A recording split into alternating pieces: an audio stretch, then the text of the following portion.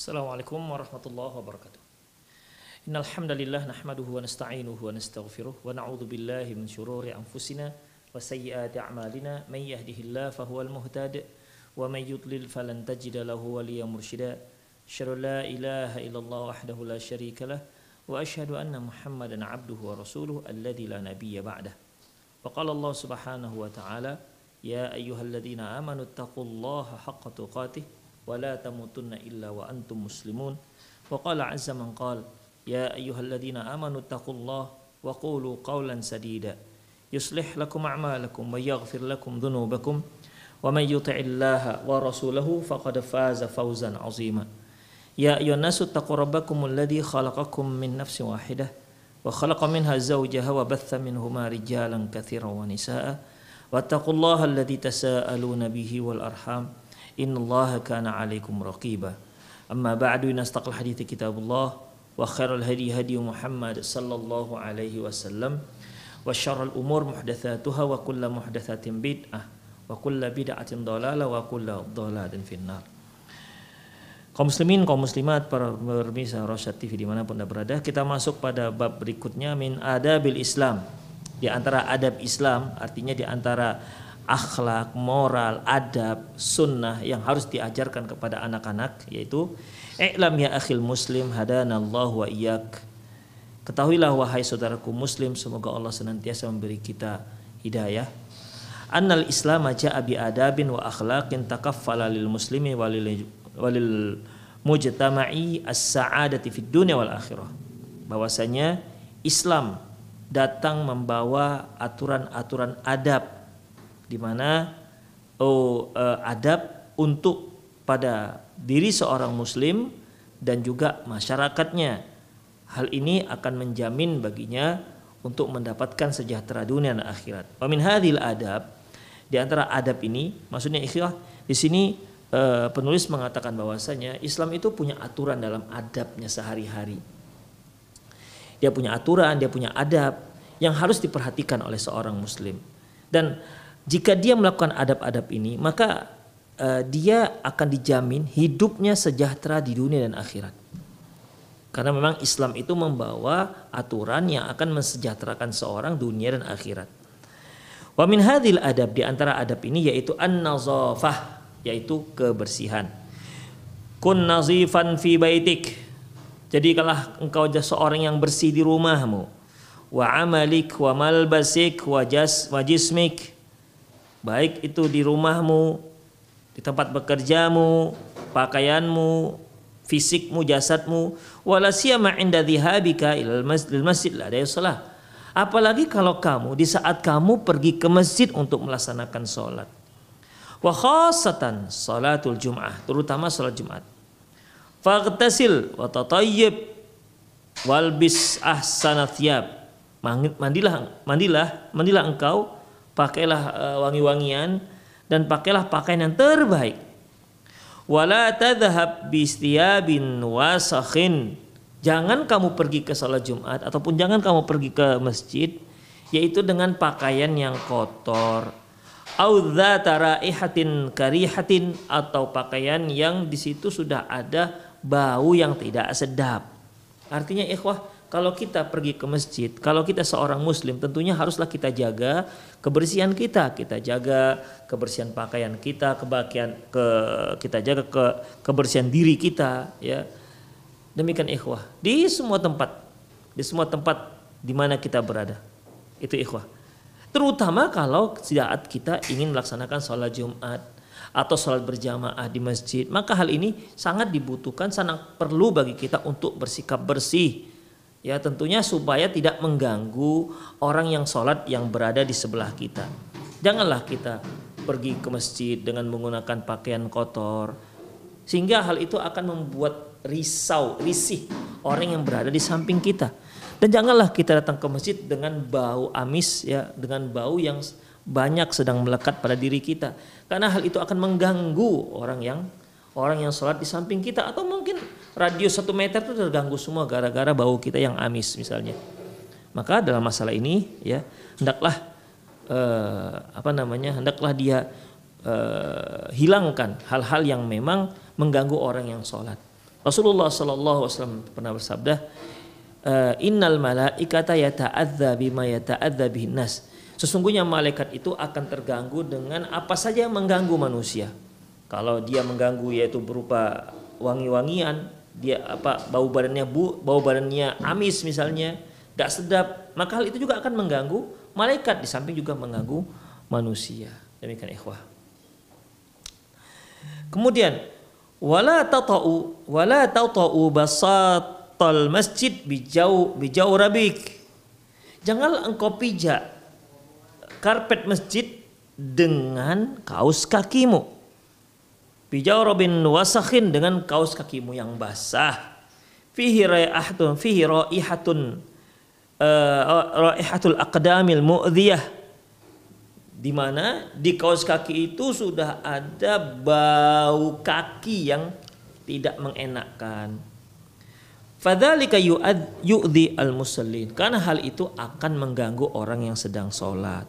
Haitsu yada'u ahaduhum jabahatahu wa anfahu ala bisat, di mana ketika mereka meletakkan dahinya dan hidungnya di atas karpet, fayata'adza min raihatil lati alaqat bil basat min raihatil jawarib. Jadi ketika dia melakukan sujud, dia letakkan keningnya, dia letakkan hidungnya di lantai, di situ ternyata terdapat bau busuk misalnya, bau kaos kaki tadi itu.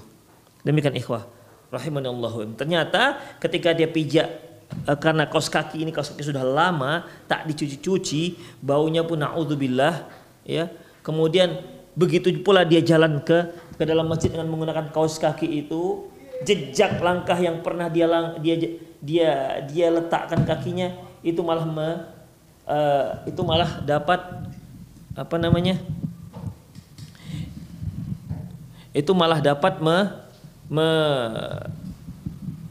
dapat menimbulkan bau. Jadi bau kaos kakinya itu lengket di karpet, bertepatan di dekat tempat sujud. Demikian ikhwah. Ini tentu akan mengganggu. Baik. Waqad yanfiru minas salati wa 'alaika fi isti'mali siwak. Waqad yanfiru minas salat. Bisa saja gara-gara itu dia tak mau lagi sholat ke masjid. Oleh karena itu wa 'alaika bi isti'mali siwak. Perhatikan juga, hendaklah engkau banyak menggunakan siwak, menggosok gigi. Wala siyama inda wudu'i was salati, terutama ketika mau wudu maupun mau salat. Faqad hatha Rasulullah ummatahu alaihi fi ahadisin katsiratin minha. Qauli sallallahu alaihi wasallam as-siwaku mutahhiratun lil fam wa mardatun lir rabb. Sungguh Rasulullah sallallahu alaihi wasallam menyuruh para sahabatnya, menyuruh umatnya untuk bersiwak, ya. Menyuruh umatnya untuk bersiwak di banyak tempat, di banyak hadis. Dan beliau juga mengatakan, di antara beliau mengatakan bahwasanya siwak itu fungsinya membersihkan mulut dan juga fungsinya untuk mendapatkan ridho Allah Subhanahu wa taala. Ya, untuk menyegarkan mulut dan untuk mendapatkan ridho Allah Subhanahu wa taala. Wahdhar akluth thaum, wahdhar aklath thaumi wal basali.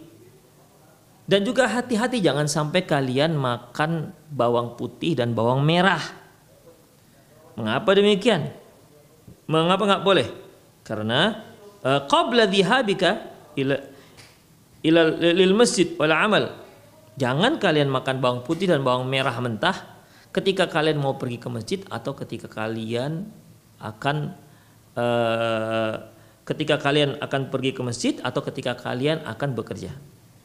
Li'alla tu'dhil musallin wal julasa bi raihatihi, agar hal itu tidak mengganggu orang-orang yang sholat dan orang-orang yang duduk-duduk dikarenakan baunya yang tak sedap. Faqad qala Rasulullah sallallahu alaihi wasallam, sungguh Rasulullah SAW telah bersabda, man akala thauman aw basalan falyatazilna walyatazil masjidana walyaq'ud fi baiti. Barang siapa yang makan bawang putih atau dia makan bawang merah, Falyatazilna, hendaklah dia menyingkir dari kumpulan kami. Waliyatazil masjidana, hendaklah dia menyingkir dari masjid kami. Waliyaq'ud fi baiti, hendaklah dia tidur di rumahnya. Itu ikhwah. Jadi di sini Rasulullah Shallallahu Alaihi Wasallam benar-benar menyuruh para sahabat, jangan melarang para sahabat, jangan sampai mereka datang ke masjid dengan setelah memakan benda-benda ini. Nah, demikian ikhwah. Ya, sebagaimana yang kita fahami bahwasanya benda-benda ini kan hukum makannya mubah, ya, mubah. Tapi begitupun karena dia mengeluarkan bau mulut yang tak sedap, makanya ya bagi yang orang menyantapnya membuat bau mulutnya berubah, maka dia tidak dianjurkan ke masjid. Demikian karena pasti akan mengganggu orang yang ada di sekitarnya. Akibat apa? Akibat bau yang tidak sedap muncul dari mulutnya yang baru saja makan bawang. Demikian ikhwah. Sampai beliau katakan liya'tazilna wa liya'tazil masjidana. Hendaklah dia menyingkir dari kami, hendaklah dia menyingkir dari masjid kami. Artinya jangan dia gabung kepada kami. Waliyaq'ud fi baitihi, dan hendaklah dia duduk di rumahnya. Waliyaq'ud fi baitihi, hendaklah dia duduk di rumahnya. Ilman anna ri'ahata ad-dukhan allati tafuhu min ba'dil musallin asyaddu karhan min ath-thawmil basal. Padahal kita ketahui, kita sudah mengetahui bahwasanya bau rokok itu bau rokok yang muncul dari sebagian orang yang sholat, ya, sebenarnya lebih parah ketimbang yang mereka makan, ketimbang aroma yang dimunculkan akibat makan bawang putih dan bawang merah. Jadi di sini penulis ingin memberikan perbandingan bahwasanya, ya, kalau kita perhatikan bahwasanya orang yang merokok itu jelas mengeluarkan bau rokoknya. Yang jelas bau rokoknya yang dikeluarkan itu jelas sangat mengganggu. Baik. Tentunya kalau kita lihat, kalau dibanding-bandingkan antara bau rokok dengan bau makan bawang putih dan bawang merah, tentunya akan lebih parah bau rokok. Oleh karena itu, apabila Rasulullah mengatakan man akala thauman aw basalan falyatazil musallana, barang siapa yang memakan bawang putih atau bawang merah lantas dia remukkan, ya, bawang putih atau bawang merah, barang siapa yang baru saja makan bawang putih dan atau bawang merah, ya, dia remukkan untuk dimakan mentah, maksudnya ya, untuk dimakan mentah, maka dalam seperti ini falyatazilna, hendaklah dia menyingkir dari kami. Kemudian walyatazil masjidana, hendaklah dia menyingkir dari masjid kami. Itu bawang merah dan bawang putih yang dimakan yang muncul menimbulkan bau yang tidak sedap. Apalagi kalau bau tersebut adalah bau rokok. Itu yang dimaksud oleh penulis. Kemudian waqad harramal ulama tadkhin.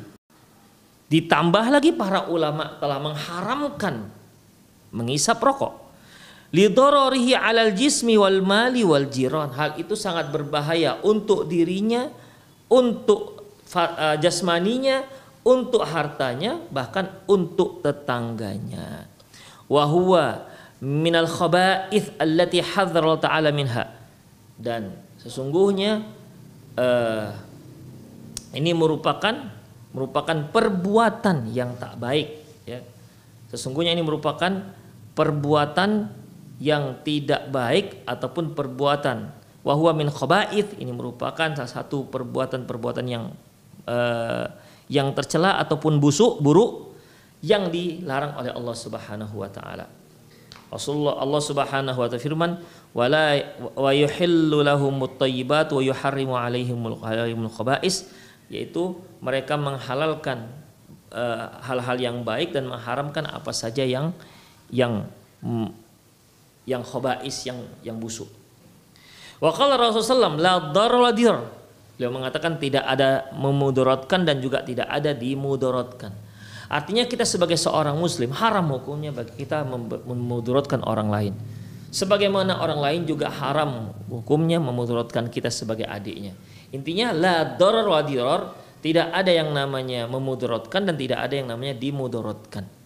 Tidak boleh dua-dua, memudaratkan dan dimudaratkan. Wad-dukhanu yadurru al-jism wa yu'dhil jar. Asap rokok itu bisa mempengaruhi kesehatan jasmani seseorang, bahkan dapat mengganggu tetangga. Wa yatliful mal, dan dapat menghilangkan harta. Fahdar syurbahu wa huwa min kabairid dzunub. Ketahuilah, jangan sampai kalian ikut meminumnya, karena sebenarnya dia termasuk salah satu dosa besar yang terbesar.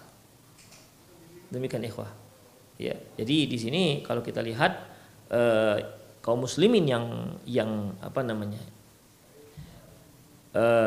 Kalau kita lihat kaum muslimin yang merokok, ya ini sama artinya dia sedang merusak dirinya sendiri, bahkan merusak amalannya. Kemudian al-muamalatu ma'nas, adab berikutnya yaitu bagaimana dia bermuamal dengan orang-orang. Bagaimana dia bergaul dengan manusia. Yang pertama, ahabban nas ahabba lin-nasi man ma ahabba li nafsik min khairi. Fa sallam yaqulu la yu'minu ahadukum hatta yuhibba li akhi ma yu'minu ma yuhibbu nafsi. Bahwasanya seorang muslim itu hendaklah dia mencintai saudaranya sebagaimana dia mencintai dirinya sendiri. Kalau dia kehilangan sesuatu kemudian ditemukan oleh si yang lain, ya, murid yang lain misalnya, maka dia boleh ngasihkan kepada yang berhak walaupun tanpa ada imbalan sama sekali. Baik, kita lanjutkan. Sesungguhnya orang yang paling dicintai manusia adalah dia harus mencintai manusia itu sebagaimana dia mencintai dirinya sendiri. Ya, dia mencintai dirinya sendiri. Rasulullah SAW bersabda, la yu'minu ahadukum hatta yuhibba li akhihi ma yuhibbu li nafsi. Tidak beriman salah seorang kalian sampai dia menyukai untuk saudaranya sebagaimana apa yang dia sukai untuk dirinya sendiri. Begitulah ikhwah rahimanallahu wa iyyakum. Selanjutnya, kun samhan fil bai'i was sira. Hendaklah kamu baik-baik, ya. Hendaklah kamu baik-baik dalam menjual dan membeli. Faqaulu Rasul sallam yaqul, Rasulullah SAW bersabda, rahimallahu abdan, Allah merahmati seorang hamba, samhan idza ba'a, di mana dia mudah dalam menjual, samhan, kemudian samhan idza ishtara, dan juga dia mudah untuk membeli. Yang tadi samhan idza ba'a, mudah untuk menjual, yang ini mudah untuk memberi. Kemudian ikhwah, selanjutnya kita ulang. Rahimallahu abdan samhan idza ba'a. Allah merahmati seorang hamba yang mudah untuk menjual, samhan idza ba'a. Kemudian samhan idza ishtara, mudah dia dalam menerima, ya. Mudah dia dalam menjual. Samhan idza qtada, mudah dia dalam melunasi hutangnya.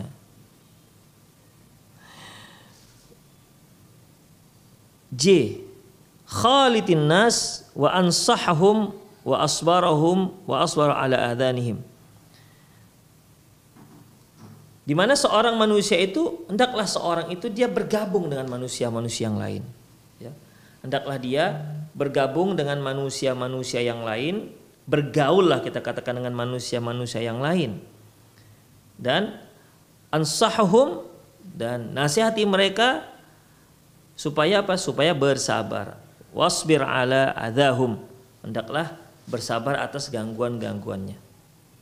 Hatta takunu mimma qala fihi Rasulullah, sampai kamu sebagaimana dikatakan Rasulullah SAW, yaitu al-muslim alladhi yukhalitun nas wa yasbir ala adahum khayr afdalu minal muslim alladhi yukhalitun wa alladhi la yukhalituhu wa la yasbir ala adahum.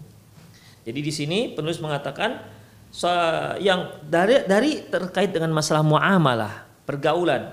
Yang pertama tadi, hendaklah kita berupaya kita menyukai sesuatu yang kita sukai. Kita memberikan sesuatu kepada teman kita atas apa yang kita sukai. Demikian ikhwah rahimanallahu wa iyyakum. Ya.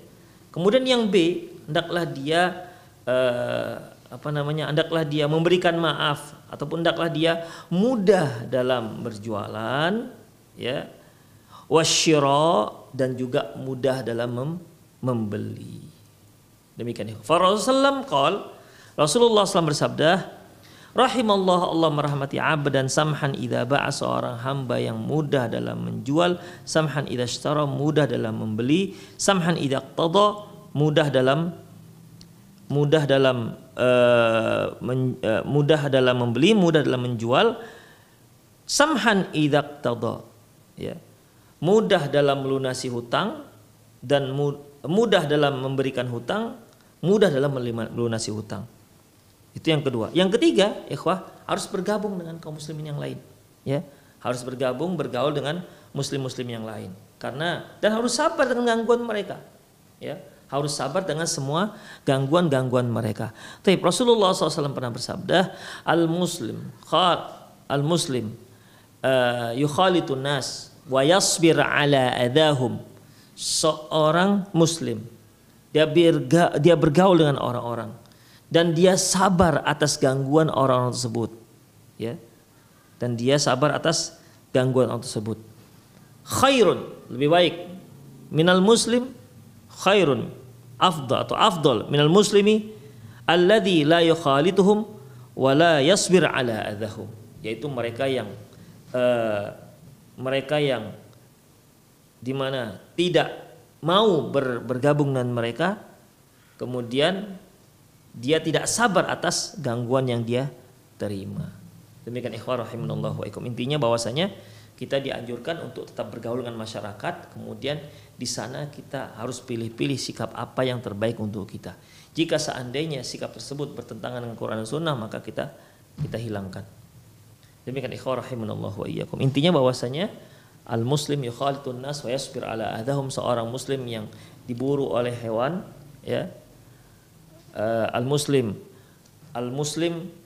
alladhi yukhalitun nas, al-muslim alladhi yukhalitun nas wa yasbir ala adahum, seorang muslim yang dia bergabung dengan manusia-manusia yang lain dan dia sabar atas gangguan mereka. Khairun, afdal, lebih baik, minal muslim, daripada seorang muslim la yukhalitun nas, dia tidak bercampur baur dengan orang-orang, tidak bergaul dengan orang-orang, wala yasbir ala hadahum, dan dia juga tidak sabar atas gangguan mereka. Inilah 3 hal dalam yang terkait dengan masalah muamalah. Sekali lagi, mencintai temannya lebih baik ketimbang daripada dia mencintai dirinya sendiri. Kemudian sesuatu yang apabila dia suka sesuatu, maka dia juga berikan itu kepada temannya. Itu adalah muamalah. Yang kedua, ya dimudah-mudahkanlah semuanya, mudah dalam menjual, mudah dalam memberi, dan seterusnya. Kemudian yang ketiga, dia harus sabar atas gangguan-gangguan. Seorang muslim yang dia tinggal di tengah-tengah kota, kemudian dia berdakwah dan dia nggak peduli dengan apakah orang setuju atau nggak setuju, itu jauh lebih baik ketimbang seorang muslim yang dia dengan tenang pergi ke puncak gunung sana dan dia tidak bisa sabar dengan gangguan orang-orang misalnya. Maka yang pertama itu akan lebih besar pahalanya. Selanjutnya, yang nomor 3, al-insafu wa qabul haq, ya. Seorang gimana caranya agar si murid itu insaf dan menerima kebenaran. Iqbalil haq min qailihi. Terimalah kebenaran itu dari orang yang berbicara. Walau kana saghiran wa khasman, walaupun dia seorang anak kecil, atau khasman, ya, ataupun dia itu adalah teman tengkar. Wahdar raddul haq minan nas wahtiqarihim. Janganlah sekali-sekali kamu itu menolak kebenaran dari orang-orang dan apalagi sambil menganggap remeh. Faqad hadzara Nabi sallam anna hadzal amal min hadzal amal. Sungguh Rasulullah SAW telah menyebutkan kepada kita tentang amalan ini. Faqala, beliau mengatakan, la yadkhulul jannah man kana fi qalbihi mithqal dzarratin minal kibr. Tidak akan masuk surga orang yang dalam hatinya terdapat misqala dzarratin minal kibr, yaitu seorang yang dalam hatinya itu ada rasa bangga Ya walaupun hanya sebesar biji habatus sauda misalnya. Walaupun dia walaupun dia besarnya sebesar biji sawi misalnya. Demikian ikhwah. La yadkhul jannah man kana fi qalbihi mithqal dzarratin minal kibr. Tidak akan masuk surga orang yang dalam hatinya ada kesombongan walaupun sebesar biji habatus sauda ataupun sebesar biji sawi. Mithqala dzarratin minal kibr. Qila inna Rasulullah yuhibbu ayyakuna thawbuhu hasanan wa na'lahu wa ayyakuna thawbuhu hasanan wa na'lu hasanah. Kemudian ada seorang laki-laki datang kepada Rasulullah. Ya Rasulullah, bagaimana kalau ada seorang itu suka kalau dia memakai baju yang bagus dan dia suka memakai sandal yang bagus. Kemudian apa jawab Rasulullah sallallahu alaihi wasallam? Faqala innallaha jamil yuhibbul jamal. Allah itu indah, suka dengan keindahan. Al-kibru batrul haq, yang dikatakan sombong yaitu batrul haq. Batrul haq yaitu menolak kebenaran, wa ghamtun nas, dan meremehkan orang-orang. Al-batrul haq radul haq wa ghamtun nas ihtiqarihim. Jadi barang siapa yang dalam hatinya ada hal-hal menolak orang, suka menolak orang, ya, dikasih nasihat tak diterima. Demikian ikhwah rahimanallahu wa iyyakum, atau menganggap remeh orang, maka ini merupakan sebuah tanda ketakabburan. Kemudian ikhwah rahimanallahu wa iyyakum, selanjutnya yaitu al-i'tirafu bil khata', mengakui kesalahan. Idza akhta'ta fa'tarif bi khata'ik, apabila engkau salah maka akuilah kesalahanmu. Wa'tazir minhu, dan mohon maaf atas kesalahan tersebut. Kemudian fa in i'tirafu bil khata'i khairun min tamaddi bil batil. Sungguh mengakui kesalahan itu akan lebih baik ketimbang seorang yang ghamtun nas, seorang yang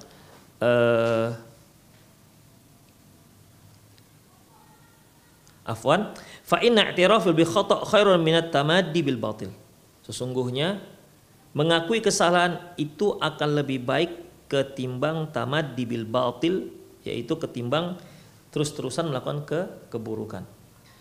Rasulullah SAW bersabda, kullu bani Adam khata' wa khair khata'in at-tawwabun. Semua anak Adam itu pasti bersalah dan sebaik-baik orang yang bersalah adalah yang bertaubat. Jadi intinya ikhwah rahimanallahu wa iyyakum, di sini beberapa adab yang diajarkan. Yang pertama yaitu jaga kebersihan, ya, menjaga kebersihan. Seorang guru hendaklah diajarkan kepada anak muridnya bagaimana menjaga kebersihan.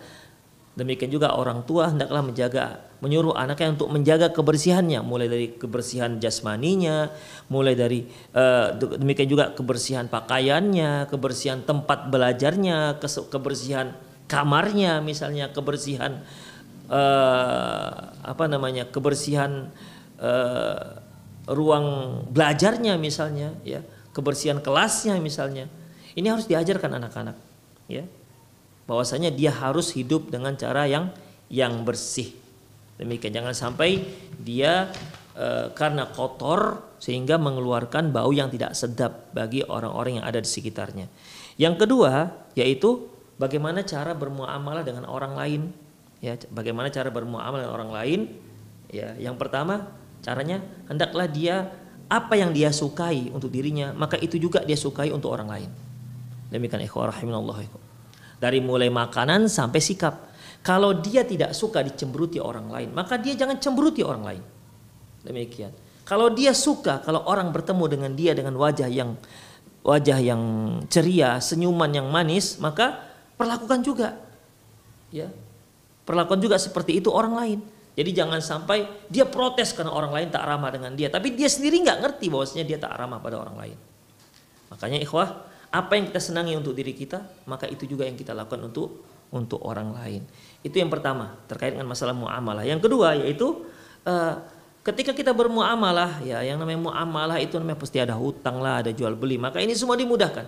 Ya, rahimallahu, Allah merahmati, rahimallahu amdan, Allah merahmati, samhan idza ba'a, dia mudah dalam menjual, samhan idza ishtara, mudah dalam membeli, ya, samhan idza qada wa samhan idza qada. Ya, mudah dia dalam memberikan, mudah dalam melunasi hutang-hutangnya. Yang ketiga yaitu bergaul dengan orang-orang. Ya harus sabar. Ya harus sabar. Berapa banyak orang-orang yang dia berusaha menjadi baik tapi malah ditanggapi tidak baik oleh orang-orang sekitarnya. Ya, ketika dia mulai pergi ke masjid, orang-orang akan mengatakan pencitraan misalnya. Atau dia pergi ke masjid, mulailah muncul olok-olok, titip salam ya dengan malaikat maut, misalnya begitu-gitu ikhwah. Ya, tentu hal ini nggak dibolehkan kan? Nah, demikian ikhwah, rahimanallah wa iyyakum. Ya, tapi dia harus sabar ketika dia bergabung dengan manusia. Ya, makanya ikhwah, al-mu'min yukhalitun nas khairum min mu'min. Al-mu'min yukhalitun nas wa yasbir ala adahum. Seorang mukmin yang dia itu bergabung dengan masyarakat dan dia sabar atas gangguan-gangguan mereka, khairun minal mu'min la yukhalitun nas wa la yasbir ala adahum. Dia tidak mau bergabung dengan orang-orang. Dia mau menyendiri begitu, ya. Yang tidak mau bergabung dengan orang lain, ya. Tidak mau bergaul dengan orang lain, wa la yasbir ala adahum, dan dia juga tidak sabar terhadap gangguan mereka. Itulah cara bermuamalah. Ya. Jadi yang muamalah tadi, apa yang kita sukai itu juga diberikan kepada orang lain. Yang kedua yaitu hendaklah kita mudahkan semua urusan mereka. Yang ketiga yaitu sabar atas gangguan yang mereka tujukan kepada kita. Yang nomor dua yaitu ittisafu bil qabul haq. Hendaklah al insaf, hendaklah seorang itu benar-benar mudah menerima kebenaran. Ya. Mudah menerima kebenaran. Makanya ketika kita mendapatkan kebenaran, maka ya hendaklah kita terima. Ya, jangan kita sia-siakan kebenaran tersebut. Ya, hendaklah kita terima. Kemudian yang keempat, mengakui kesalahan. Apabila kita benar-benar salah, maka akuilah kesalahan kita dan minta maaf kepada anak kita. Karena ini merupakan cara mengajarkan mereka bagaimana cara meminta maaf. Assalamualaikum Ustaz, ini dari Ummu Wildan dari Aceh. Di kampung saya kalau ada yang meninggal dibayar orang membaca Al-Quran 7 hari 7 malam, apakah itu dibolehkan dan bagaimana hukumnya? Allahu a'lam bishawab. Ikhwah, membacakan Al-Quran, ya, membacakan Al-Quran untuk si mayit, ya, membacakan Al-Quran untuk si mayit itu tidak akan sampai, dan Imam Syafi'i juga mengatakan tidak sampai. Membacakan Al-Quran untuk si mayit, kemudian dibacakan Al-Quran dan pahalanya dikirim kepada si mayit. Apalagi kalau sekarang ini untuk mengkhatamkan Al-Quran si mayit itu harus dibayar. Tapi apabila seorang membaca Al-Quran dan dia dibayar, kalau nggak dibayar dia nggak akan membacakan Al-Quran tersebut. Dan saya yakin itu dibayar. Udah, kalau dia dibayar, berarti kan dia memang beramal bukan dikarenakan Allah Subhanahu Wa Taala. Terus kalau seperti itu, apa yang harus dia kirimkan kepada Allah Subhanahu Wa Taala? Karena si pembacanya, si qorinya bukan orang yang ikhlas kepada Allah Subhanahu Wa Taala. Demikian ikhwah, ya, bahwasanya tidak sampai. Imam Syafi'i mengatakan tidak sampai orang yang baca Quran untuk si mayit.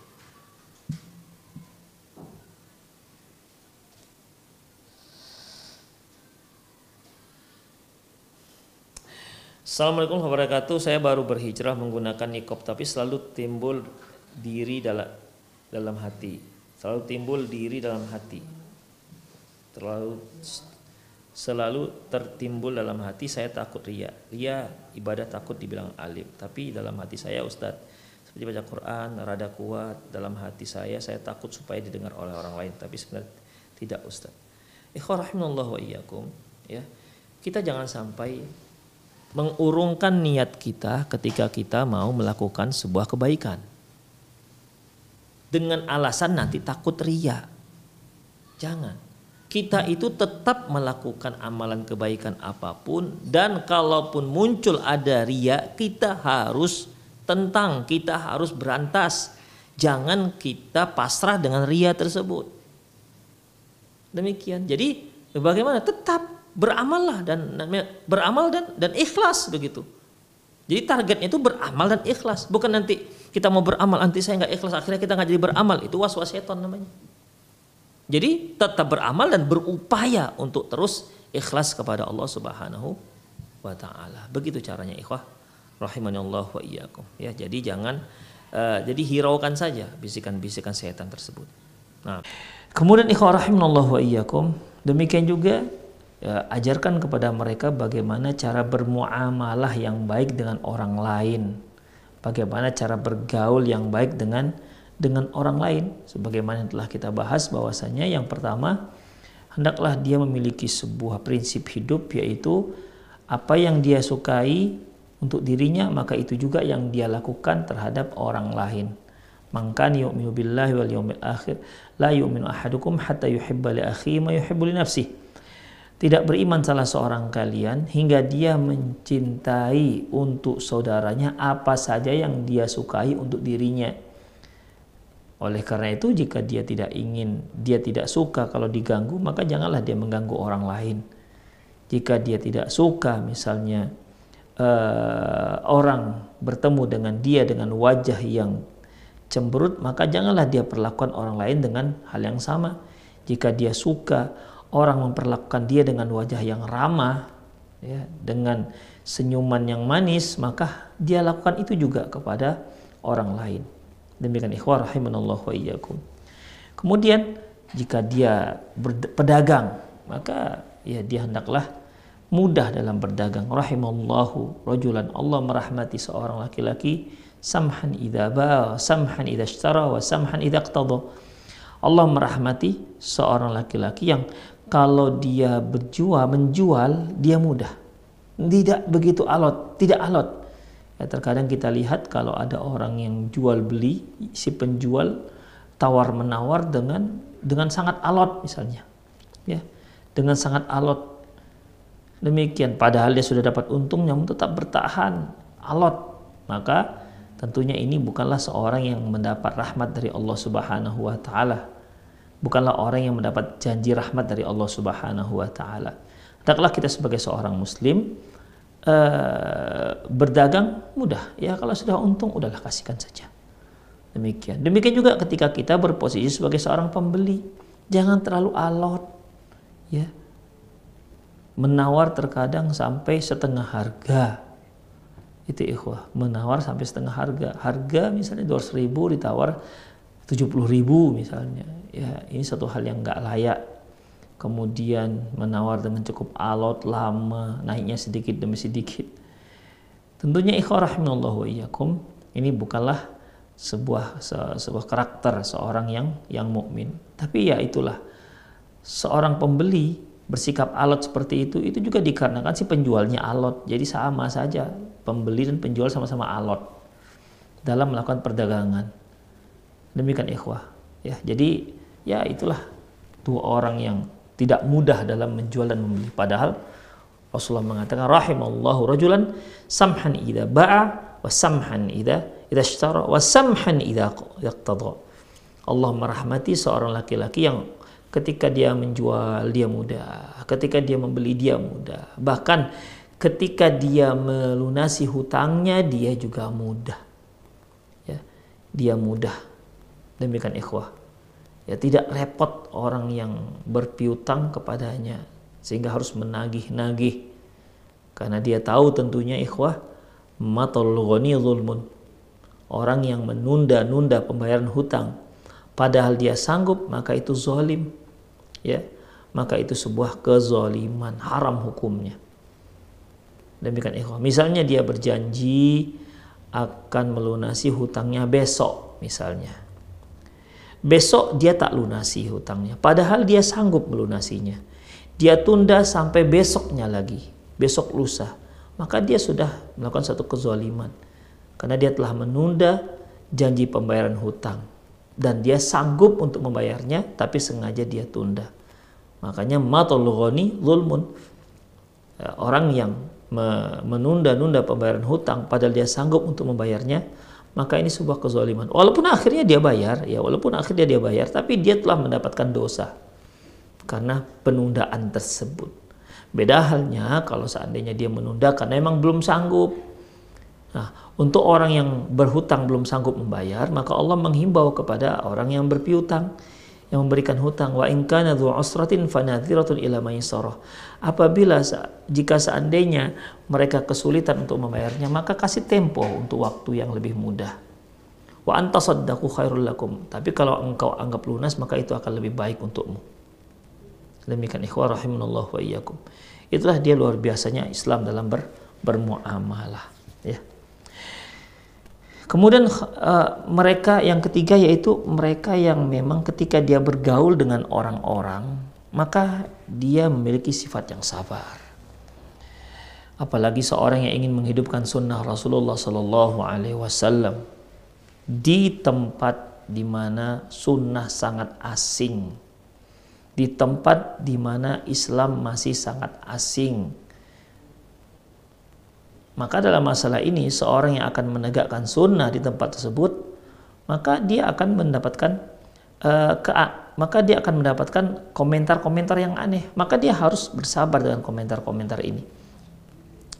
Ketika dia memelihara jenggot misalnya, yang dia tahu dia pelihara itu bukan dikarenakan model, bukan dikarenakan waktu itu pelihara jenggot merupakan suatu hal yang trendy, bukan dikarenakan trendy. Tapi dikarenakan dia mengikuti sunnah Rasulullah SAW. Orang mau tren sedang dia jenggot atau nggak jenggot, tetap dia berjenggot. Karena dia tahu ini merupakan sunnah Rasulullah SAW yang merupakan pembeda antara orang kafir dengan orang Muslim, orang musyrik dengan orang musyrik dengan orang Muslim. Demikian ikhwah. Atau dia bercelana cingkrang misalnya. Dia bercelana cingkrang bukan dikarenakan model yang sedang in pada waktu itu. Celana cingkrang bukan, dikarenakan mengikuti sunnah Rasulullah SAW. Apakah itu sedang model yang sedang digandrungi anak muda ataupun tidak, dia nggak peduli. Karena dia yang ikut, dia sedang mengikuti sunnah Rasulullah Sallallahu Alaihi Wasallam. Demikian ikhwah rahimanallah wa iyyakum. Ya, nah tentunya yang seperti ini adalah komentar-komentar tengah-tengah masyarakat. Ya, komentar-komentar miring. Bahkan mungkin komentar dari orang-orang terdekat sendiri. Atau bahkan mungkin seorang suami dikomentari istrinya mungkin. Atau seorang istri yang berjilbab menutup aurat secara syar'i, dia malah dikomentari oleh suaminya, orang yang terdekat. Demikian. Maka dalam masalah ini dia harus sabar. Sebagaimana sabda Rasulullah sallallahu alaihi wasallam, al-mu'min yukhalitun nas wa yasbir ala adahum khairum minal mu'min la yukhalitun nas wa la yasbir ala adahum. Seorang mukmin dia bergaul dengan orang-orang dan dia sabar atas gangguan yang dia terima dari masyarakat tersebut. Itu lebih baik ketimbang seorang mukmin dia tidak bergaul dengan orang-orang, tidak tinggal di masyarakat setempat, dia mengasingkan diri dan dia tidak sabar atas gangguan orang-orang yang ada di sekitarnya, maka dia mengasingkan diri.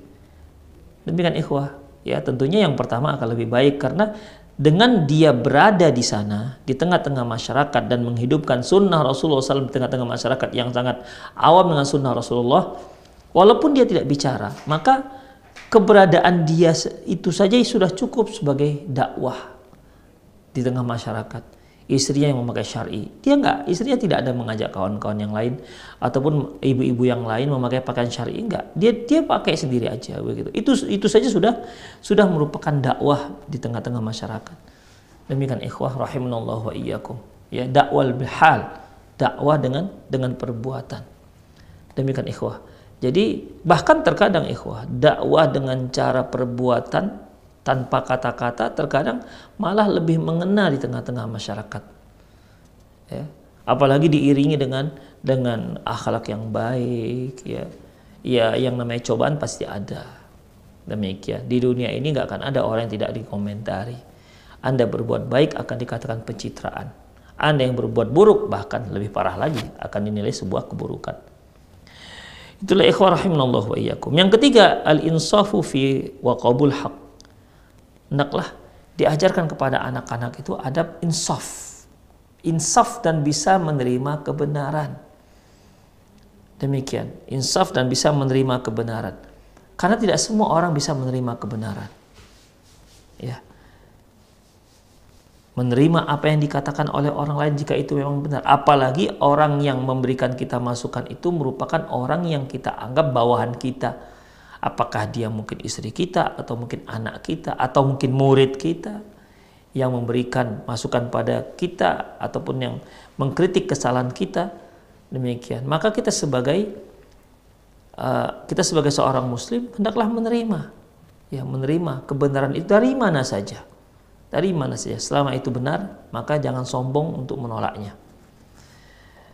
Walau kana saghiran aw khasman, walaupun kebenaran itu diberikan berasal dari anak kecil ataupun mungkin lawan kita, ya, atau mungkin lawan kita. Demikian ikhwah. Wahdharadul haq minan nas wahtiqarihim wahtiqarahum. Hati-hati jangan sampai kita itu menolak kebenaran, ya, menolak kebenaran dan meremehkan mereka. Faqad hadzara Rasulullah min hadzal amal. Sungguh Rasulullah SAW melarang perbuatan ini. Faqalan berkata, la yadkhul jannah man kana fi qalbihi mithqal dzarratin minal kibar. Takkan masuk surga siapapun yang di dalam hatinya terdapat kesombongan walaupun hanya sebesar biji sawi. Qila, ada seorang yang mengatakan, inna rajula yuhibbu ayyakuna thawbahu hasanan wa na'lahu hasanan wa na'lu hasanah. Ya Rasulullah, ya bagaimana kalau seorang yang suka kalau sendalnya bagus, pakaiannya bagus. Faqal, beliau mengatakan, innallaha jamil yuhibbul jamal. Allah itu indah, suka dengan yang indah-indah. Jadi seorang yang memakai pakaian yang bagus, seorang yang memakai sendal yang bagus, sepatu yang bagus, ini bukan satu hal yang tercela dalam Islam, ya, bukan satu hal yang tercela, dan juga bukan berarti orang yang tidak zuhud. Jadi kalau kita lihat adanya kesalahpahaman tentang memaknai zuhud. Sebagian orang mengira zuhud itu adalah dengan memakai pakaian yang lusuh, tak disetrika, ya, yang sudah lama, harus compang-camping. Ikhwah, ini bukan zuhud namanya, ya. Kalau Anda mau zuhud, lihatlah bagaimana zuhud Rasulullah SAW. Jangan tiru zuhudnya orang-orang yang di luar Islam sana. Rasulullah cukup sebagai model kita dalam menghadapi kehidupan dunia ini.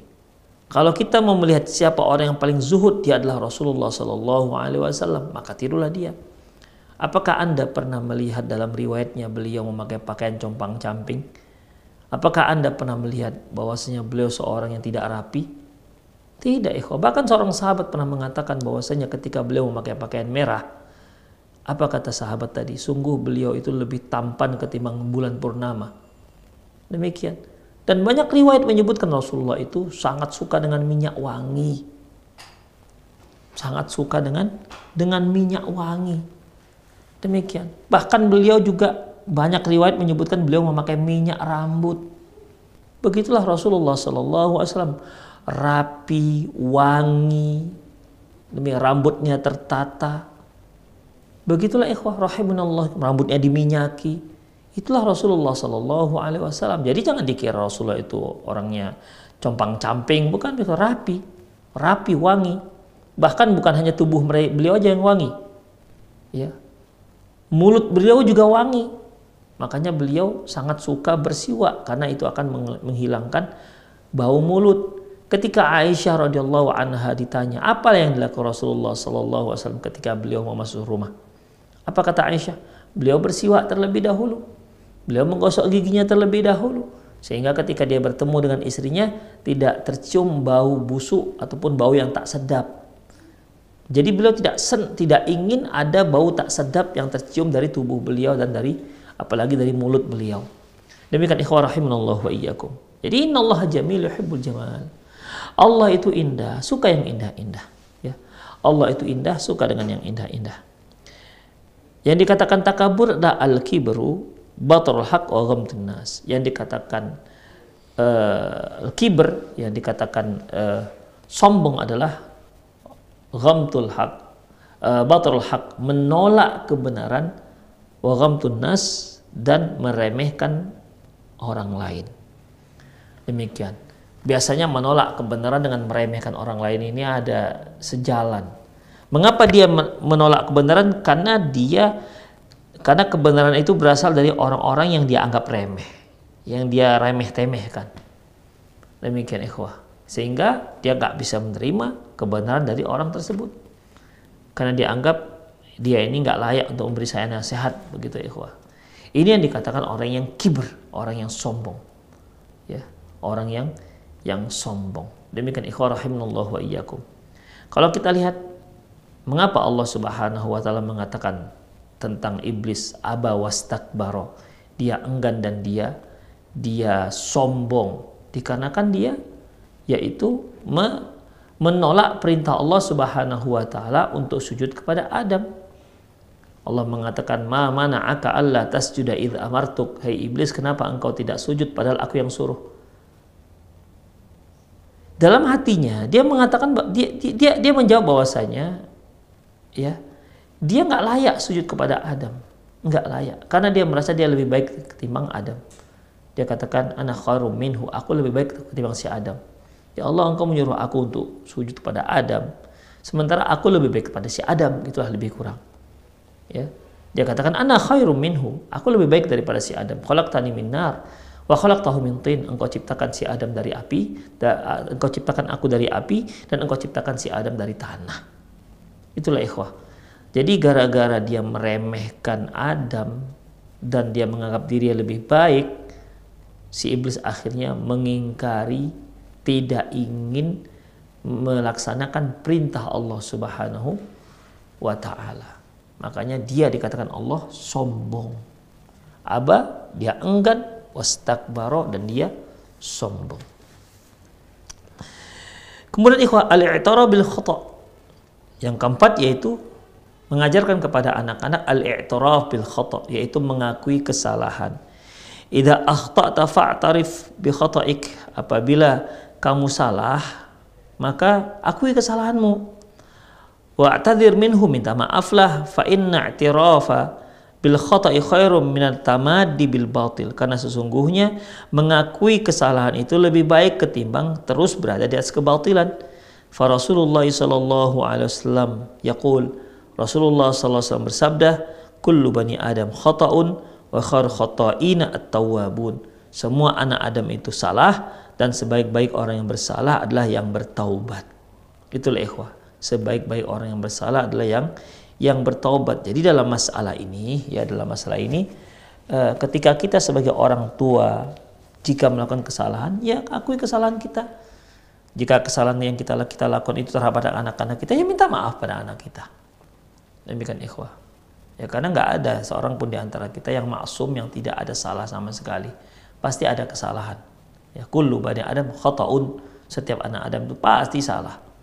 Karena kesalahan ini terkait dengan meminta taubat, bertaubat, berarti kesalahan yang dimaksud adalah semua anak Adam itu adalah berdosa. Sebaik-baik orang yang berdosa adalah at-tawwabun, yang bertaubat.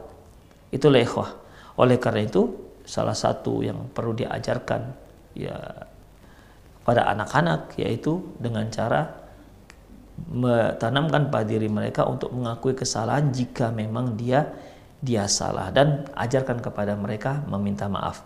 Tentunya terlebih dahulu ya kita harus orang yang pertama, yang terdepan yang melakukan hal ini.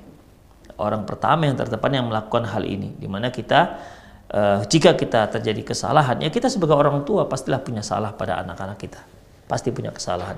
Nah, ketika kita tahu itu kesalahan, maka segera minta maaf kepada anak-anak kita, dan kita akui akan kesalahan. Mungkin kita salah hukum, ya, mungkin kita salah hukum.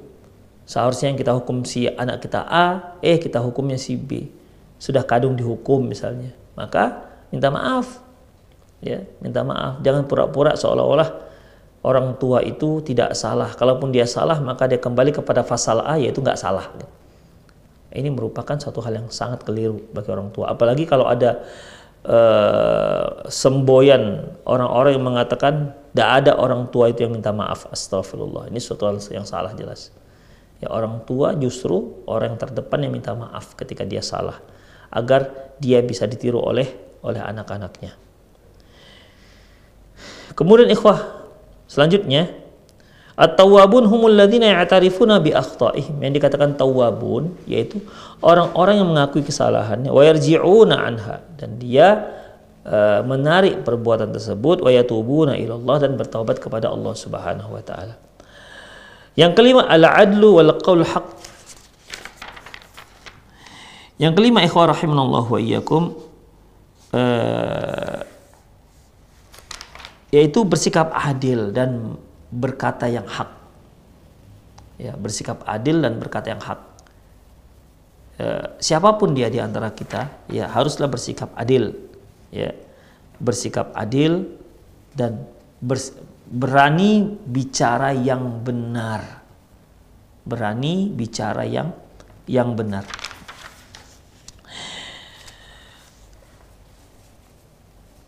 Yang pertama itu kun adilan walau baina a'daik. Hendaklah kamu bersikap adil walaupun di antara musuh-musuhmu. Artinya kalau kamu punya musuh dan ternyata dalam satu permasalahan kamu salah, maka akui kesalahanmu. Ya. Akui kesalahanmu. Atau ketika mungkin anak kita melakukan tindak kekerasan kepada anak orang lain dan orang lain itu ternyata emang sangat musuhan dengan kita misalnya, dan anak kita salah, ya kita harus bersikap adil. Yang kita hukum adalah anak kita. Nah, demikian ikhwah. Ya, jadi tetap harus bersikap adil walaupun di depan musuh-musuh. Di depan musuh-musuh. Wala tahmiluka al-adawatu liqauli ala zulmihim, liqaumin ala zulmihim. Jangan sampai karena adanya permusuhan antara kamu dengan suatu kaum, akhirnya kamu melakukan tindak kezaliman terhadap mereka, tidak mau bersikap adil. Fallahu ta'ala yaqul, Allah subhanahu wa ta'ala firman, wala yajrimannakum syana'anu qaumin ala alla ta'dilu. Janganlah sampai permusuhanmu dengan satu kaum membuat kamu bersikap tidak adil. I'dilu huwa aqrabu littaqwa. Bersikap adillah karena hal itu lebih dekat pada ketakwaan. Wattaqullah, sungguh, dan bertakwalah kepada Allah. Innallaha khabirum bima ta'malun. Sungguhnya Allah Maha pemberitahu atas apa yang kamu lakukan. Itu yang pertama, tetap bersikap adil. Walaupun di antara kita dan seorang itu ada permusuhan, namun tetap saja keputusannya harus adil. Qulil haqqu walau kana ala nafsik aw aqaribik aw asdiqaik. Katakan yang benar walaupun terhadap dirimu, walaupun terhadap keluargamu, walaupun terhadap asdiqaik ataupun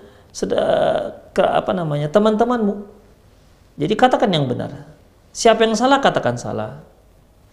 Demikian ikhwah. Jangan pilih-pilih kasih dalam masalah ini. Ya, jadi qaulul haq, ucapan yang benar itu harus benar-benar ditegakkan. Faqad amarallahu ta'ala bidzalik, karena Allah subhanahu wa ta'ala memerintahkan, Allah berfirman, ya ayyuhalladzina amanu kunu qawwamina bil qisti syuhada lillah. Wahai orang yang beriman, jadilah kamu orang-orang yang menegakkan keadilan, ya, syuhada lillah, sebagai saksi pada Allah subhanahu wa ta'ala. Walau ala anfusikum, walaupun terhadap dirimu sendiri, awil walidaini, atau kepada kedua orang tua, awal aqrabin, dan para kerabat. In kun iyakun ghaniyan aw faqiran fallahu aula bihima wa la tattabi'u hawa an ta'dilu. Walaupun iyakun ghaniyan aw faqiran, apakah dia itu orang yang bercukupan atau fakir, fallahu aula bihima, sungguh Allah lebih utama untuk mereka berdua, untuk mereka. Jadi rahimallahu wa iyyakum, ya, bersikap adil dan berani mengucapkan kebenaran ini merupakan sebuah kewajiban atas setiap kaum muslimin, dan tentunya para guru harus memiliki sifat ini, dan dia juga harus mengajarkan hal ini kepada murid-muridnya. Berikutnya yaitu yang keenam, al-istislamu li awamiruddin, yaitu menerima perintah-perintah agama. Menerima perintah-perintah agama. Al-istislamu li ahkamiddin wa awamirihi, menerima hukum-hukum agama dan perintah. Fa innal islama mustaqqun minal istislam, karena Islam itu sendiri berasal dari akar kata istislam. Istislam itu artinya yaitu menyerah, ya, pasrah, menyerah, pasrah atas apa saja yang menjadi keputusan Allah dan Rasulnya. Itulah dia ikhwah. Jadi kalau Allah katakan kamu lakukan ini, maka kita wajib melakukan.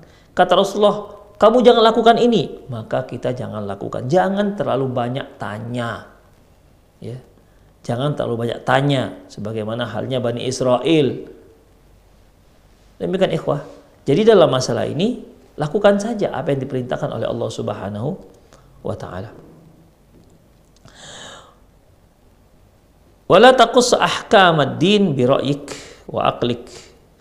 Jangan kamu takar-takar agama itu dengan pemikiran dan akalmu. Fa innal 'aqda lahu haddan yantahi ilaihi. Fa innal aqla lahu haddan yantahi ilaihi. Karena akal itu ada batas akhir yang bisa dia nalar. Wa katsiran ma yukhtiul aql.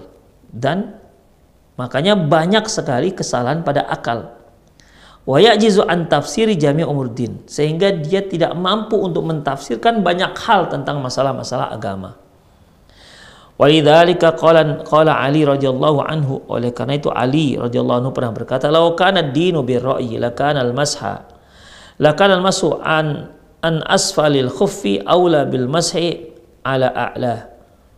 Seandainya agama itu berdasarkan akal, tentunya mengusap bagian bawah sepatu itu lebih utama ketimbang bagian atas. Artinya ikhwah, kan ada salah satu syariat ya, apabila seorang itu berwudu kemudian dia ingin mengusap sepatunya, maka yang diusap itu atasnya, bukan bawahnya. Padahal kan seharusnya yang paling utama untuk dibersihkan itu kan bagian bawah sepatu, karena dia yang langsung berkenaan dengan bumi, demikian. Tapi ketika kita mau sholat, kenapa yang diusap bagian atas bukan bagian bawah? Itulah yang kata Ali bin Abi Thalib, ya, "Lau kana ad-dinu bi ra'i lakana asfalul khuffaini aula bil mashi min a'lah." Seandainya agama itu dengan akal, tentunya bagian bawah sepatu itu lebih utama untuk diusap ketimbang bagian atas. Walakinni ra'aitu Rasulullah yamsau a'lahuma. Tapi aku melihat Rasulullah mengusap bagian atas, bukan bagian bawah. Itulah perkataan Ali bin Abi Thalib. Dan banyak sekali hal-hal yang dalam agama kita ini yang memang tidak bisa kita nalar. Sampai sekarang nggak bisa kita nalar. Demikian ikhwah rahimanallahu wa iyyakum. Banyak sekali. Seperti misalnya kalau ada yang bertanya, kenapa ya salat itu harus 5 kali? Nah, kenapa kok angkanya angka 5? Mengapa salat subuh itu 2 rakaat? Kenapa nggak 3 rakaat? Kenapa zuhur 4 rakaat? Padahal kita lagi capek, buatlah 2 rakaat. Yang pertanyaan-pertanyaan seperti ini pertanyaan-pertanyaan yang tidak ada jawabannya. Karena memang Allah nggak memberikan apa hikmah di balik itu semua. Demikian ikhwah, ya. Allah Subhanahu wa taala tidak menceritakan kepada kita apa yang ada di balik itu semua. Demikian. Ya.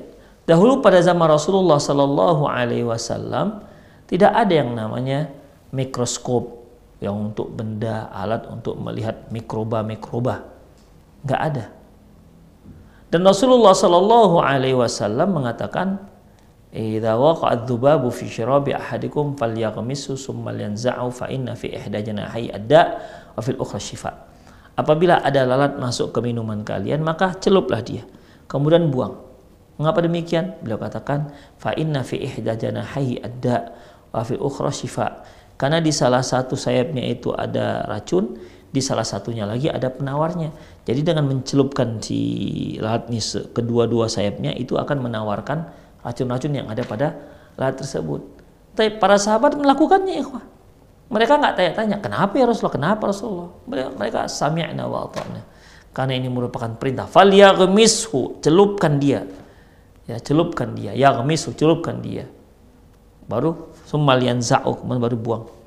Demikian. Ternyata setelah berabad-abad kemudian di era di mana zaman sudah sangat maju, kemudian benda-benda yang paling kecil sudah bisa untuk dilihat dengan peralatan yang seperti mikroskop, atau ada juga yang mikroskop listrik yang lebih bisa melihat yang lebih kecil lagi. Ternyata memang seperti itu, ikhwah. Ya, ternyata memang di sana ada mikroba-mikrobanya yang tidak bisa dimatikan dengan sayap yang satu lagi. Demikian. Tapi sebelumnya kan para sahabat tak ada pakai penelitian seperti itu. Itulah ikhwah. Ya, awalnya kan tidak ketahui. Demikian. Ya, dan banyak hal lain yang tidak diketahui. Coba kalau kita bicara masalah gaib misalnya, masalah azab kubur. Cobalah kalau bisa dipikir-pikirkan, nggak akan bisa dipikir-pikirkan. Tidak usah jauh-jauh ketika Allah mengatakan wa yas'alunaka 'anir ruh. Mereka bertanya kepadamu tentang roh. Apa kata Allah? Qulir ruhu min amri rabbi wa ma utitum minal ilmi illa qalila. Katakanlah bahwasanya roh itu urusan Allah. Roh itu urusan Tuhanku. Dan kalian tidak diberi ilmu tentang masalah ini kecuali hanya sedikit. Kita semua yang hidup pasti punya roh. Tapi coba di antara kita tahu nggak di mana roh itu? Roh yang nanti akan berpisah dengan diri kita ketika sudah sampai ajal kita. Coba tanyakan kepada para dokter yang ahli-ahli, coba tanya di mana sih roh itu? Di jasad kita? Di balik kulit atau di bawah tulang atau di mana? Demikian. Ya, kita semua yakin kita itu punya roh. Itu masih cerita roh yang kita miliki sendiri. Demikian. Belum lagi cerita-cerita masalah kaitannya hal-hal yang terkait dengan masalah alam barzakh, terkait dengan masalah alam akhirat. Ya. Akal kita itu tidak mampu untuk menalarnya. Ya, akal kita tidak mampu untuk menalarnya. Apalagi kalau kita bicara tentang Allah. Kita tidak bisa menalar sama sekali karena kita hanya bisa menilai sesuatu yang bisa kita nalar dengan cara yang pernah kita lihat, yang pernah kita dengar, yang pernah kita rasa, yang pernah kita cium. Itu yang kita tahu. Selebihnya itu sesuatu yang nggak pernah kita lihat, yang nggak pernah kita rasa, atau yang nggak pernah kita capai informasi yang melalui panca indera kita, ya kita nggak tahu bagaimananya. Makanya ketika Rasulullah Shallallahu Alaihi Wasallam mengatakan, ya nazala Rabbuna ila sama'id dunya fi thuluthil lail akhir, bahwasanya Allah Subhanahu Wa Taala turun ke langit dunia di sepertiga malam terakhir, maka kita katakan kita sami'na, ya kita aman, ya kita beriman. Jangan dinalar dengan akal. Oh, kalau Allah turunnya itu sepertiga malam terakhir, sementara sepertiga malam terakhir di bumi ini kan terus berjalan tuh. Terus kapan Allah naiknya lagi? Kapan Allah turun? Dari Allah tuh turun naik, atau Allah tuh sebenarnya bukan turun tapi beredar. Kenapa? Karena sepertiga malam terakhir tuh beredar terus di muka bumi, nggak pernah habis-habis. Demikian. Nah, ini kan apabila kita menganalisanya atas dasar pikiran kita. Itu ikhwah, atas dasar pikiran kita. Coba kalau kita analisa misalnya, Allah menciptakan waktu, Allah yang menciptakan tempat. Di mana Allah terlepas dari waktu dan tempat. Coba, bisa nggak kita pikiran itu? Demikian ikhwah, rahimanallahu wa iyyakum. Ya. Jadi bagaimana? Karena ini hadis sahih udah kita beriman. Jangan sampai kita ingkari, berarti Allah nggak benar itu kalau Allah itu kedekatan turun. Demikian ikhwah rahimanallahu wa iyyakum. Jadi yang seperti ini yang dilarang dalam agama Islam. Ya. Dilarang dalam agama Islam. Kalau seperti ini kita nalar, banyak sekali syariat-syariat kita yang harus kita tolak. Banyak sekali. Ya, yang harus kita tolak. Contohnya misalnya, semua kita meyakini bahwasanya yang bertugas mencabut nyawa itu adalah malaikat maut. Tapi ketika Amerika meledakkan Hiroshima dan Nagasaki dengan bom nuklirnya dalam satu saat yang bersamaan, ya, orang-orang tewas sampai ratusan ribu orang pada saat yang sama. Terus gimana itu cara malaikat mencabut nyawanya? Padahal dalam proses pencabutan nyawa itu malaikat katakan, keluarlah kamu nyawa. Kalau dia orang yang baik, malaikat akan mengatakan, ya ayyuhan nafsul mutmainnah thayyibah ukhruji ila maghfiratin minallahi wa ridwani. Keluarlah kamu untuk mendapatkan keampunan dan ridho Allah Subhanahu wa taala. Kalau dia orang yang buruk, maka ya ayyatuhan nafsul khabithah, wahai jiwa ruh yang busuk, ukhruji ila ghadabillahi wa sakhatih, keluarlah kamu untuk mendapatkan kemurkaan dan kemarahan Allah. Dan itu nggak mau dia keluar, harus dipukulin dulu baru dia keluar, dicabut. Proses seperti itu kan agak lama. Terus kalau meninggalnya sampai serentak gitu, terus gimana tuh malaikat maut mencabut nyawanya? Itulah kira-kira ikhwah logikanya. Kan kita nggak bisa memikirkan seperti itu. Itu masalah-masalah yang itu masih masalah-masalah makhluk Allah. Bagaimana kalau dengan Allah itu sendiri? Makanya ikhwah rahimallahu wa iyyakum, ya, Ahlussunnah wal Jamaah dalam menetapkan penetapan asma sifatillah al-ulia, nama dan sifat-sifat Allah Subhanahu wa taala, yaitu ya isbatu ma asbatullah wa rasuluh, menetapkan apa yang ditetapkan oleh Allah Subhanahu wa taala, ya, dan rasulnya, bighairi ta'wil, dengan tanpa mentakwil, wala ta'til, dan tidak dengan membatalkan maknanya, wala tasbih, tidak menyamakan dengan makhluknya, wala takyif, dan juga tidak membagaimanakannya. Demikian ikhwah, ya, itulah dia Ahlussunnah wal Jamaah. Demikian ikhwah rahimanallahu wa iyyakum. Jadi apa saja yang diperintahkan Allah, ya kita harus rela menerimanya. Perlu kita ketahui ikhwah, Islam itu Allah turunkan untuk maslahat kita. Islam Allah turunkan untuk kemaslahatan kita. Demikian. Bukan untuk kemaslahatan Allah Subhanahu wa taala. Jadi kalau Allah suruh kita, maka ketahuilah yang untung kita. Ketika Allah larang kita, maka jangan lakukan, karena sesungguhnya yang rugi kita. Demikian. Jadi seluruh ajaran Islam yang Allah Subhanahu wa taala turunkan itu semua untuk kebaikan umat manusia, bukan untuk kebaikan Allah Subhanahu wa taala. Demikian ikhwan rahimanallahu yakum. Innal muslimal haqiqi huwa alladhi yanfadhu awamir syar'i duna ma'rifatal asbab allati khafiyat alaihi. Sungguhnya seorang muslim yang hakiki adalah seorang yang melaksanakan perintah-perintah syariat tanpa mengetahui sebab-sebab perintah itu sendiri, ya, yang dia ketahui. Fahuwa kal jundi yuti'u amra qaidihi duna munakasyah. Dia bagaikan seorang anak pasukan, seorang prajurit yang mentaati perintah komandannya tanpa tanya-tanya.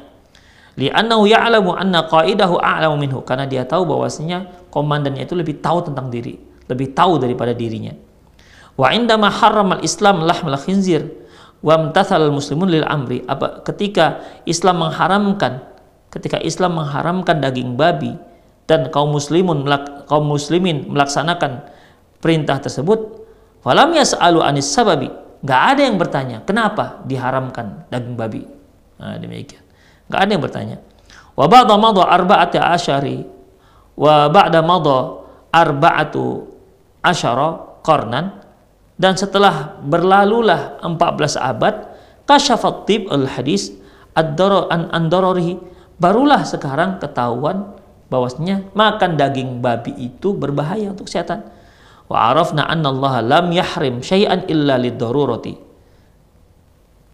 dan dari sini tahulah kita bahwasanya Allah tidak akan mengharamkan sesuatu kecuali dikarenakan illa lidorori, kecuali dikarenakan memang bermudarat untuk kita. Demikian ikhwah rahimanallah.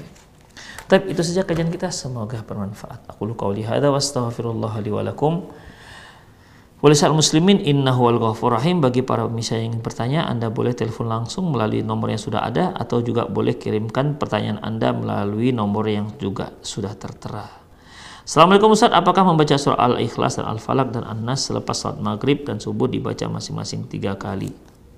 Dan untuk salat 4 rakaat itu cukup dibaca sekali saja masing-masing? Allahu a'lam. Bismillah, assalamualaikum warahmatullahi wabarakatuh. Semoga Ustaz berserta keluarga, tim Rosyad TV dan seluruh muslimin dimanapun berada selalu dalam keadaan berkah, keberkahan, amin. Afwan, ini bertanya, Ustaz, anak usia 10 tahunan. Ananda selalu bertanya, kapan aku balik bunda? Kok aku belum mimpi basah juga? Ana belikan buku menanti masa balik, dan aku sudah balik untuk membaca buku. Aku sudah balik. Kapan waktu yang tepat ya Ustaz? Syukron. Jazakumullah khairan. Kapan waktu yang tepat untuk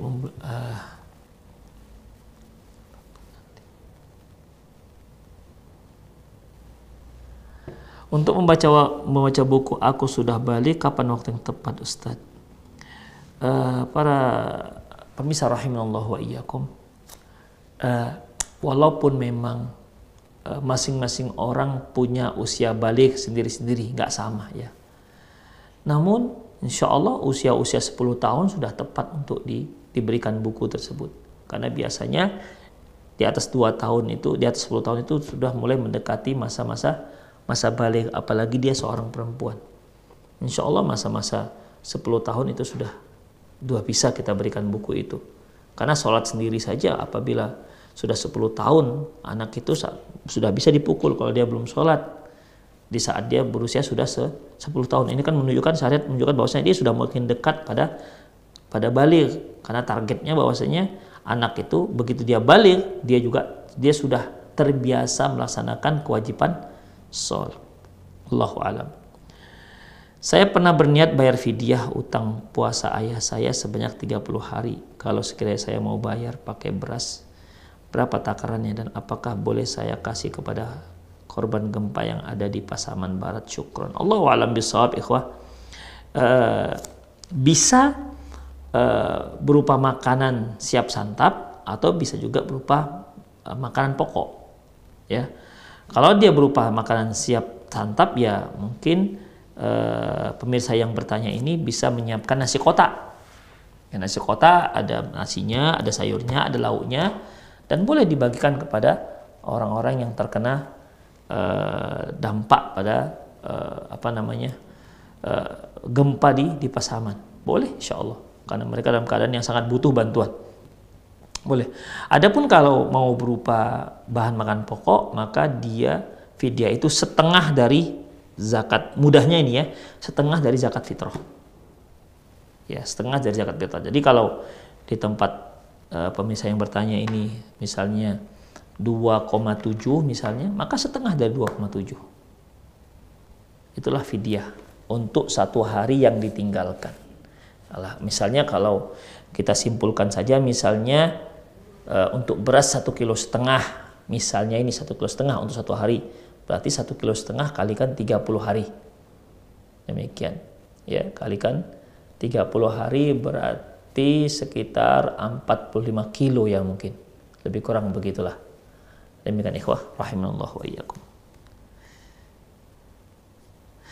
Baik, pemirsa, itu saja ya, semoga bermanfaat. Aku qouli hadza wa astaghfirullah li wa lakum wa lisal muslimin innahu wal ghafurur rahim. Subhanakallahumma wa bihamdik asyhadu an la ilaha illa anta astaghfiruka wa atubu ilaik. Wa akhiru da'wana alhamdulillahirabbil alamin. Assalamualaikum warahmatullahi wabarakatuh.